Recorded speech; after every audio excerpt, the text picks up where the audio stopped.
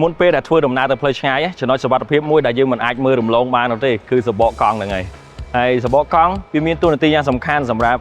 ទ្រទ្រង់ទម្ងន់រថយន្តរបស់យើងទាំងមូលនិងផ្ដល់ផាសុកភាពជាមួយនឹងសុវត្ថិភាពនៅពេលដែលយើងធ្វើដំណើរផ្លូវឆ្ងាយផងដែរអញ្ចឹងបងឬក៏លោកអ្នកដែលចូលចិត្តធ្វើដំណើរទៅផ្លូវឆ្ងាយលោកអ្នកគួរតែត្រួតពិនិត្យវាទី1គឺយើងត្រួតពិនិត្យទៅលើកម្រាស់កាឡាកង់ហើយជាមួយនឹង condition កង់ជុំវិញហ្នឹងយើងត្រួតពិនិត្យថាតើវាមានស្នាមសឹកលេខរើមុតលហែកឬក៏បុកប៉ះជាមួយនឹងផ្ទៃសបកកង់របស់យើងដែរទេបើសិនជាយើងត្រួតពិនិត្យឃើញថាវាមានហេតុការណ៍ណាមួយកើតឡើងគួរតែផ្លាស់ប្ដូរវាចេញឯងហើយចំណុចពិសេសមួយទៀតនោះគឺសម្ពាធខ្យល់កង់សម្ពាធខ្យល់កង់វាមិនមែនត្រឹមតែផ្ដល់ផាសុកភាពនិងសុវត្ថិភាពទេបើសិនជាយើងសពជាមួយនឹងសម្ពាធខ្យល់កង់របស់យើងត្រូវជាមួយនឹង specification ដែលយើងបានកំណត់មកតាមបណ្ដាលភ្នំទ្វាររថយន្តណាអញ្ចឹងចំណុចពិសេសមួយទៀតនោះគឺវានឹងជួយសន្សំសំចៃប្រេងឥន្ធនៈរបស់យើងផងដែរ